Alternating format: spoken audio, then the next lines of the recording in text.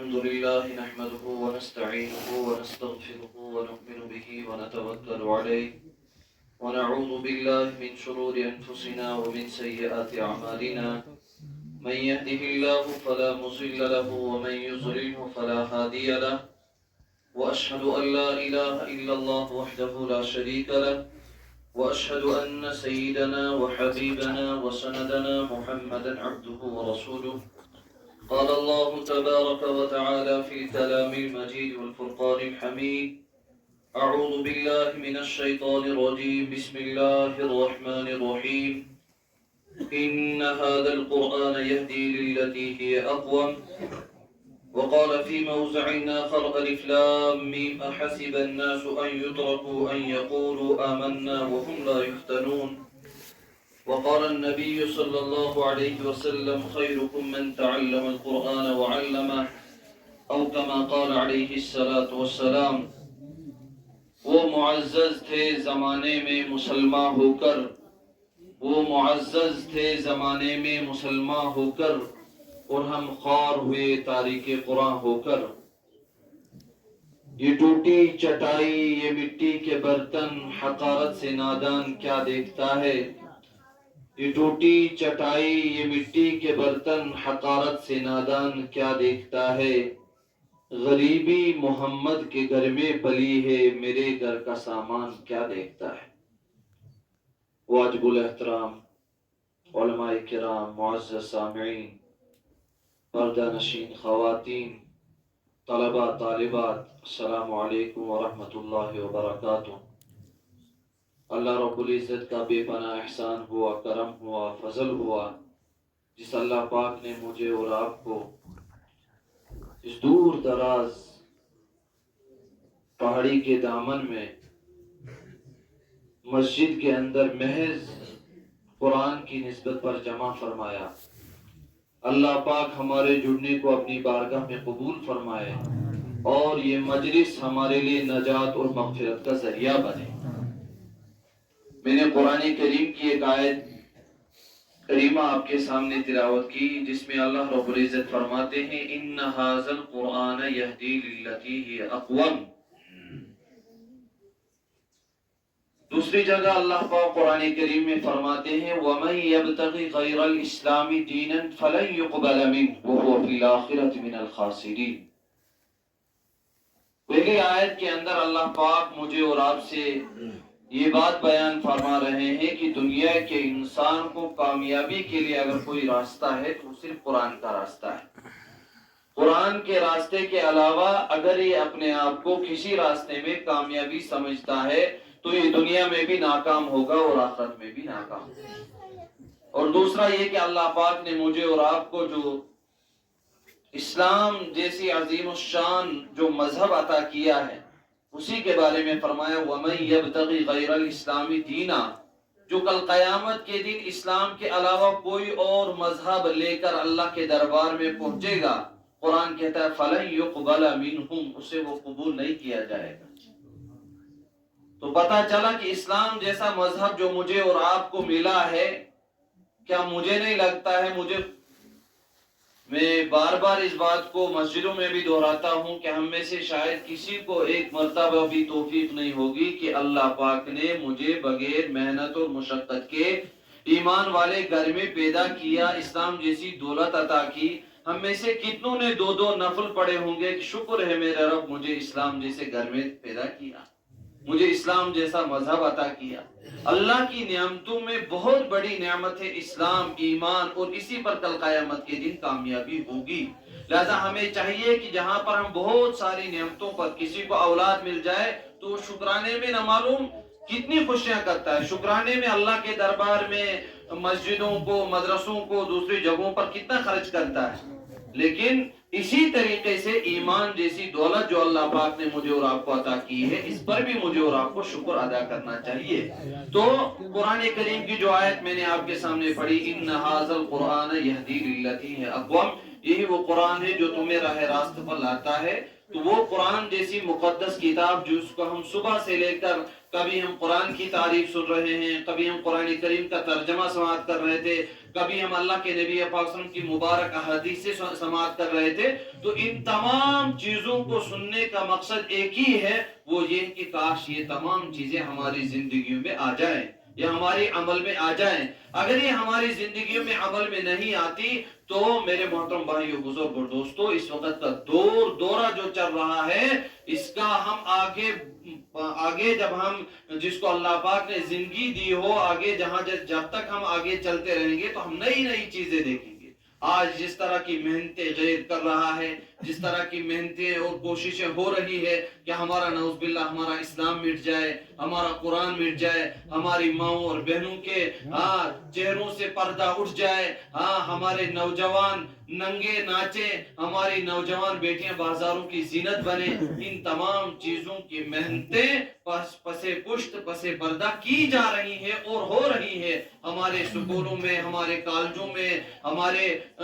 دوسرے پروگراموں کے اندر یہی پالیسیاں اور یہی حکومت کی طرف سے، جو اس وقت ٹیچر حضرات میرے سامنے بیٹھے ہوئے ہیں، ان کو شاید معلوم ہوگا، اگر نہیں معلوم ہوگا تو ان کو پڑھ لینا چاہیے کہ ایجوکیشن کی جو نئی پالیسی آئی ہے، آپ تھوڑا اس میں غور کر لیں کہ نئی ایجوکیشن کی جو پالیسی آئی ہے، 445 صفحات لکھے گئے ہیں، 445 صفحات لکھے گئے ہیں۔ نئی ایجوکیشن جو پالیسیاں ہیں کہ اس میں نئی نئی چیزیں کیا ہمارے بچوں کو پڑھائی جائے۔ ایسا بھی ہے کہ کل کے دور میں ہمارے بچوں کے سامنے جو کتاب ہوگی، اس کے کارٹون کی شکل میں مورتی ہوگی، اس کو کارٹون کی شکل میں پتھر ہوگا، اس کو کارٹون کی شکل میں دوسری چیزیں دی جائیں گی، اور اگلے 10 اور 20 سال کے اندر ہمارے علماء لکھتے ہیں، اگر ہمارے مکاتب اور ہماری مدارس پر محنت نہ ہوئی، اور اگر ہم نے اپنے بچوں کو صحیح تربیت نہیں کی، اور اگر ہم نے شام کو اپنا وقت ضائع کرتے ہیں اور اپنے بچوں کو اسلام کی تربیت سے آراستہ نہیں کرتے ہیں، تو کہا بڑی بات نہیں ہے، اگلے 10 سالوں میں مشکل ملے گا کہ ہمارا بچہ کوئی مسجد کی طرف جا رہا ہو، ہمارا بچہ کوئی مکتب کی طرف جا رہا ہو، ہماری بچی کوئی پردہ کرنے والی ہو، ہماری ماں اور بہن کوئی پردہ کرنے والی ہو۔ اس طرح کی پالیسیاں چل رہی ہے اور ہمیں ذہنی غلام بنایا جا رہا ہے۔ اس کے کہنے میں کوئی دقت نہیں ہونی چاہے کسی عالم کو، کسی پڑھے لکھے کو، کسی ایمان والے کو، کہ ہمیں ذہنی غلام بنایا جا رہا ہے۔ کل کی ڈیٹ میں اگر ہم نے اپنے بچوں کو آج یہ نہیں بتایا کہ آپ کے سر پر جو پردہ ہے، یہ پردہ تمہیں جناب محمد رسول اللہ صلی اللہ علیہ وسلم نے دیا ہے، یہ پردہ تمہیں فاطمہ الزہرا رضی اللہ تعالیٰ نے دیا ہے، یہ پردہ تمہیں حضرت عائشہ رضی اللہ تعالیٰ عنہ نے دیا ہے، یہ وہی پردہ ہے کہ اسلام سے پہلے جب بچی پیدا ہوتی تھی تو والد صاحب اس بچی کو لے کر زندہ درگور کیا کرتا تھا۔ زندہ درگور ہونے کا مطلب زندہ اس کو دفن کیا جاتا تھا، جنگل میں لے کر بچی کو۔ ایک واقعہ لکھا جاتا ہے کہ اللہ کے نبی پاک صلی اللہ علیہ وسلم کے سامنے جب وہ غیر مسلم پھر آیا اور اس نے اللہ کے نبی پاک صلی اللہ علیہ وسلم کے سامنے رونے لگا، اے اللہ کے نبی پاک صلی اللہ علیہ وسلم، مجھے وہ وقت یاد آ رہا ہے جب میرے گھر میں بچی پیدا ہو گئی اور میں چھپ چھپا کر اس کو رکھنے لگا، میں نے سوچا یہ بڑی ہو جائے گی، لیکن پھر مجھے خیال آیا، پھر ابو جہل جیسے بدبخت نے کہا کیا تو چاہتا ہے کہ تیرے گھر میں کوئی داماد بن کر آئے؟ ہاں، لہذا میں نے ایک مرتبہ خیال کیا، میں نے اپنی اس بچی کو کہا اے بیٹی آجا میرے ساتھ جنگل چل لیتے ہیں، تو میں نے وہ کھدال لے کر، میں نے وہ گھنٹی لے کر جنگل کی طرف چلا اور اپنی بچی کو ساتھ لیا۔ وہ بچی جب جنگل میں میرے ساتھ پہنچنے لگی تو میں جنگل میں ایک گڑھا کھودنے لگا۔ فرمایا وہ میری بچی مجھے دیکھ رہی ہے کہ یہ میرا والد یہ گڑھا کس لیے کھود رہا ہے؟ فرمایا وہ والد کھود رہا ہے، اور وہ بیٹی کہہ رہے ابا آپ اس گڑھے سے اوپر آؤ، میں آپ کی مدد کرتی ہوں، میں اس گڑھے سے اس مٹی کو نکالتی ہوں۔ کہا میں گڑھے سے اوپر آتا اور میری بیٹی اس گڑھے سے اس مٹی کو باہر نکالتی اور پھر میرے بازو کو دباتی۔ ابا آپ بہت تھک گئے، آپ کو اس گڑھے کو کیا کرنا ہے؟ فرمایا یہ تمام گڑھا तैयार करने के बाद ये वालिद उठता है और रोने लगा, ए अल्लाह के नबी पाक सल्लल्लाहु अलैहि वसल्लम, मैंने उठाकर अपनी इस बच्ची को अपने हाथों से इस गड्ढे के अंदर डाल दिया और ये बच्ची रोने लगी, ए मेरे अब्बा जान, मैंने आपका क्या बिगाड़ा है कि आप मुझे जिंदा इस जमीन के अंदर डाल रहे हो। तो रोने लगी वो बच्ची और वो वालिद अल्लाह के नबी पाक सल्लल्लाहु अलैहि वसल्लम के सामने ये वाक़ा सुनाकर रोने लगा कि मैंने अपने बच्ची को इसी तरह डुबो दिया और इसी तरह दफन कर दिया। लेकिन कुर्बान जाए मेरे और आपके आका जनाब मोहम्मद रसूलुल्लाह सल्लल्लाहु अलैहि वसल्लम की जाते अक़दस पर जब आप आए तो आपने औरत को वो इज्जत बख्शी, कहा अगर माँ के रूप में है तो इसके कदमों तले तुम्हें जन्नत मिलेगी। आज उसी माँ को उम्मती है मोहम्मदी धक्का दे रहा है। अभी हम नात सुन रहे थे, अभी हम नज़म सुन रहे थे, उसका मकसद ही यही था, काश अगर बीवी के रूप में है तो वो हमारी इज्जत है, बहन के रूप में वो हमारी इज्जत है, माँ है तो उसके कदमों तले जन्नत है। तो मेरे मोहतरम भाइयों बुजुर्गों दोस्तों, इस वक्त जो पॉलिसियां चल रही है, जो मेहनत चल रही है, वो हमारे मकतबों को खत्म करने की मेहनत चल रही है, वो हमारे मदारिस को खत्म करने की मेहनत चल रही है। ये अल्लाह का निजाम है, ये अल्लाह का एहसान है। इस दूर दराज पहाड़ी के अंदर हमारे ये मकतब इन उलमा ने, इन अकाबिरीन ने मेहनत करके जारी किए हैं। अल्लाह पाक इनकी उम्रों में बरकत अता फरमाए और हमें इन हुफ़ाज़ की, इन उलमा की कदरदानी करनी चाहिए और इनकी हौसला अफजाई करनी चाहिए। वल्लाह आज के इस पढ़े लिखे दौर में अभी हम सुन रहे थे कि एक वक्त था हमारे पास अगर कोई किसी किस्म का भी कोई दुनिया का आदमी आ जाता तो गाँव में ढूंढना पड़ता था। गाँव में जो साड़ों तक उर्दू कुछ करन सोनोन सुकरी मंसिद का। अभी हमने कुरान करीम का तर्जुमा सूरह जिलजाल का सुना, कश्मीरी में सुना, गोजरी जुबान में सुना, इंग्लिश में सुना, इन तमाम जुबानों में सुना। ये अल्लाह का इनाम नहीं है तो क्या है? ये अल्लाह का इनाम नहीं है कि हमारे छोटे छोटे बच्चे कुरान करीम का तर्जुमा कर रहे हैं। अगर इसकी हमें कदर न की तो या ये वो अल्लाह इस बात पर कादिर है, जिस अल्लाह ने नेमतें दी वो अल्लाह छीनने पर भी कादिर है, जिस अल्लाह ने दिया वो अल्लाह लेने पर भी कादिर है। आज हम अपने मकतबों की कदर नहीं करते हैं, अपने मकतब के असातिज़ा की कदर नहीं करते हैं, अपने इलाके के उलमा की कदर नहीं करते हैं, अपने इलाके के मदारिस की कदर नहीं करते हैं। ये वही मदारिस हैं, ये वही मकातिब हैं। हमारे उलमा में मौलाना एजाज साहब रहमतुल्लाह अलैह एक बहुत बड़े आलिम गुजरे हैं। उनका वाक़ा मैं पढ़ रहा था कि उन्होंने वसीयत की थी। वो दीवाने अब्दुल रशीद एक किताब है उसमें लिखा है, फरमाया उन्होंने ये वसीयत की थी अपने पीछे अपने वारिसीन से कि जब मैं दुनिया से रुखसत हो जाऊं तो एक काम करना, मेरे मकतब के जो बच्चे मकतब में पढ़ने आते हैं और जहां वो अपनी जूतियां निकाल कर रखते हैं, उन जूतियों को मेरे कब्र, उन पत्थरों को मेरी कब्र के ऊपर रख लेना ताकि मेरी नजात का जरिया बन सके। यानी इतनी अजमत थी उन उलमा के दिलों में मकातिब की कि वो कह रहे हैं कि हमारी अगर मगफिरत हो सकती है तो मकतब के बच्चे 1 घंटा कुरान करीम पढ़ने आते हैं तो मस्जिद के बाहर जो पत्थर रखे हुए हैं उन पर जूते रख रहे हैं तो वो कुरान करीम पढ़ने गए हैं। जब मैं दुनिया से रुखसत हो जाऊं तो वो पत्थर उठाकर कब्र पर रख लेना ताकि मेरी मगफिरत हो जाए। एक वाक़या लिखा है। फिर अल्लामा तालुसी ने इसी तरह मुफस्सिरीन ने भी उस वाक़े को लिखा है। फरमाया कि एक आलिम थे, उन्होंने इस वाक़े को बयान किया है कि एक दुनिया का इंसान था जो अल्लाह की नाफरमानी में अपनी जिंदगी बसर कर रहा था, शराब पी रहा था, नशा कर रहा था, जिना के अंदर मुब्तला था, बेहयाइयों के अंदर मुब्तला था। एक वक्त आ गया तो वो दुनिया से चला गया। जब दुनिया से चला गया तौबे के बगैर ही उसने कब्र में जब चला गया तो अल्लाह की तरफ से जो उस पर अजाब मुसल्लत होना चाहे था उस अजाब के अंदर गिरफ्तार हो गया। लिखा है किताबों के अंदर, बड़े बड़े उलमा ने उस वाक़े को लिखा है कि एक वक्त आ गया बड़ी मुद्दत तक कि वो उसी अजाब के अंदर गिरफ्तार रहा, लेकिन एक वक्त आ गया उसकी जो बीवी उसकी जिंदगी में बाकी रही थी वो हालत हमल के अंदर थी, उसके पेट के अंदर बच्चा था। फरमाया कुछ साल गुजर गए, वो बच्चा पैदा, जब उसके इंतकाल के बाद वो बच्चा पैदा हो गया तो बच्चा कुछ साल के बाद जब बड़ा हो गया थोड़ा तो उस वालिदा ने उठाकर उसको मकतब के अंदर दाखिल कर दिया। فرمایا جب مکتب کے اندر داخل کر دیا تو جب مولوی صاحب نے اس بچے کو اعوذ باللہ من الشیطان الرجیم پڑھایا اور بسم اللہ الرحمن الرحیم پڑھایا تو رات کو اس علاقے کے عالم سے خواب میں دیکھا کہ اللہ پاک نے اس کے والد سے اس عذاب کو ہٹا دیا. تو فرمایا اس نے کہا کہ اس کو 10 سال ہو گئے اس حالت کے اندر کہ عذاب کے اندر گرفتار میں, تو آج کیسے ہوا, آج تجھے اللہ پاک نے اس عذاب سے کیسے نجات دلائی؟ تو اس نے کہا کہ اللہ, اس بندے نے کہا کہ اللہ پاک نے مجھے اس وجہ سے عذاب ہٹایا, کہا کہ تیرا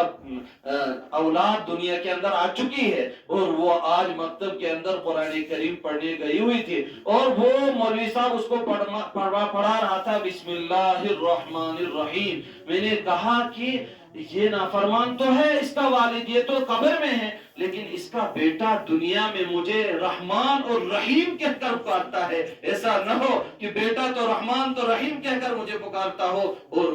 میرے خیال میں اس کے والد کو سزا دینا اچھا نہیں ہے. لہذا اس بیٹے کے رحمان اور رحیم کی برکت سے اللہ پاک نے اس کے بچے کو اور اس کے والد کو قبر میں اس عذاب کو ہٹا دیا. یہ برکات ہے ان مکاتب کی. صبح صبح ورنہ ہمارے گاؤں میں, ہمارے علاقوں میں, بستی میں جو گناہ ہو رہے ہیں اللہ حفاظت فرمائے. یہ گناہ ہو رہے گسن بجن محفلن بجن کیا چیزن جائیں, وہ گناہ آج ہمارے نوجوان بچے بچیاں آج ہماری شادیوں میں وہ گناہ ہو رہے ہیں, آج ہمارے گاؤں میں وہ گناہ ہوتے جا رہے ہیں. ہماری مائیں بہنیں جو ہمارے گھروں کے اندر موبائل ہیں, وہ موبائل کا جو غلط استعمال آج کے دور میں ہو رہا ہے وہ یہ ہو رہا ہے سائیں ماج بیچ ڈرام موچن, سائیں ماج بیچ موبائل ہسپیٹل موچن. جب بیٹے کی شادی ہو گئی تو پت مول مزدور ایسن پت بوئی مزدور ایسن تمہیں مجبور کرنا ان پت زمین ٹکرت کرنا اس کو مجبور کرایا جاتا. ابھی ہم نے جہیز کے بارے میں سنا تو یہ جہیز کے بارے میں تو ایک چیز ہے تو تھی, لیکن جہیز کے ساتھ ساتھ جو ہماری بچوں کو آج نیا نیا ڈریس دیا جا رہا ہے یہ کہاں سے آیا؟ اس آؤ سائن گھر وننے نہ طلاق پانی گوڑی پالو. یہ آج ہماری بچیاں خود موبائل سے دیکھ رہی اور پیک کروا رہی ہیں. یہ ہماری مائیں آج خود دیکھ رہی ہیں اور بازار کی زینت بن رہی ہے. میری ماں اور بہنوں, تمہیں اللہ پاک نے دین سے عزت دی ہے, اس دین کو لے لو گے تو اللہ پاک دنیا میں بھی چمکائیں گے اور آخرت میں بھی چمکائیں گے. اگر اس کو اپنے سینے سے نہیں لگایا, اپنے اس پردے کو عزت نہیں سمجھا, اپنے ماں باپ کو عزت نہیں سمجھا, اپنے بھائیوں کی عزت نہیں رکھی, تو وہ اللہ پاک پھر عذاب دینے پر بھی قادر ہے. وہ اللہ پاک پھر یہ عزت چھیننے پر بھی قادر ہے. لہذا اللہ پاک نے ہمیں وقت دے دیا ہے, یہی وہ قرآن ہے جس سے ہمیں عزت ملی ہے اور قیامت تک ہمیں عزت ملتی رہے گی. اور اس کا صحیح یہ ہے کہ ہم اپنے گھروں کا ماحول درست کر لیں, ہم اپنے مکاتب سے, اپنے مدارس سے, اپنے گھر کے اچھی اچھی چیزوں سے اپنے ماحول کو درست کر لیں. آج ہم یہ سوچتے ہیں کہ ہمارا ماحول بگڑا ہوا ہے. یاد رکھیں ہمارا ماحول بگڑا ہوا ہے اور اس کو درست کرنے کے لیے آسمان سے اب کوئی نبی اترنے والا نہیں. اس کو درست کرنے کے لیے اب کہیں دور دراز پہاڑیوں سے ہمارے پاس آنے والا کوئی نہیں ہے. اس ماحول کو درست کرنا میری اور آپ کی ذمہ داری ہے. ابھی میں کتاب کے اندر پڑھ رہا تھا کہ ایک جگہ امتحانات تھے, تو امتحانات میں سوال تھا اس چیز کا کہ تمہیں سب سے زیادہ محبوب کون سی چیز, تمہیں سب سے زیادہ محبوب کون سی چیز تھی. اور المیہ یہ تھا کہ اس اسکول کی ٹیچر جو تھی وہاں کی ایک خاتون تھی, اس کا بیٹا بھی پڑھ رہا تھا. جب سوال آ گیا کاغذات میں, پیپر میں آ گیا سوال کہ آپ کو سب سے زیادہ محبوب چیز کون سی ہے, تو اس کی ٹیچر کے بیٹے نے لکھا کہ مجھے سب سے زیادہ محبوب چیز موبائل فون ہے. تو جب پیپر کو چیک کیا گیا تو شام کو وہ جو خود استانی تھی وہ لے کر اپنے شوہر کے سامنے کہ ہمارے بیٹے نے دیکھو کیا لکھا ہے. تو بیٹے کو بلایا گیا کہ آپ نے یہ کیا لکھا ہے؟ کہا ہاں میں نے لکھا. کہا کیوں؟ کہا سوال ہی ایسا تھا کہ آپ کو سب سے زیادہ محبوب چیز کون سی ہے, تو میں نے لکھا کہ کاش میں موبائل ہوتا, کاش میں وہ. کہا کیوں, ایسا کیوں لکھا؟ کہا کیونکہ کل جب میں شام کو چاہے میں مدرسے میں, چاہے میں مکتب میں, چاہے میں اسکول سے واپس جاتا ہوں, تو شام کو میں اپنے والدین کے پاس بیٹھتا تو ان کو میرے پاس بیٹھنے کے لیے فرصت ہی نہیں ملتی. ان کے ہاتھوں میں موبائل ہوتا ہے, تو میں کہتا ہوں کاش میں ہی موبائل ہوتا تو مجھے دیکھ لیتے. یہ آج ہمارے والدینوں کا حال ہے. ہم سب اس جرم کے اندر مبتلا ہے کہ ہم شام کے وقت اپنے وقت کو ضائع کر رہے ہیں اور اپنے بچوں کا کوئی راستہ نہیں ہے, ہمارے بچوں کا کوئی مستقبل نہیں ہے. یہی بچے جو ہمارے سامنے ابھی تلاوت کر رہے تھے, نعت پڑھ رہے تھے, تو یہ تو ہمارا مستقبل ہے. ان کو راہ راست پر لائیں گے, ان کی تربیت کریں گے, تو کل یہی بچے ہمارے لیے قرآن خوانی کریں گے, یہی ہمارے لیے دعا کریں گے, یہی ہماری مسجد اور مکتب کا دروازہ کھولیں گے, یہی ہماری مسجد کی اذان دیں گے. اگر ہم نے ان بچوں کی حوصلہ افزائی نہیں کی, اگر ہم نے ان بچوں کو نہیں پڑھایا, تو میرے محترم بھائیو, بزرگوں, دوستوں, کل کی ڈیٹ میں ہم یہ نہیں کہہ سکتے ہیں. اس وقت دوسری پالیسیاں تو چل رہی ہے, وہ تو تھی, ہاں پالیسیاں یہ چل رہی ہے کہ غلہ ختم کر دیا گیا, غلہ ہی دیون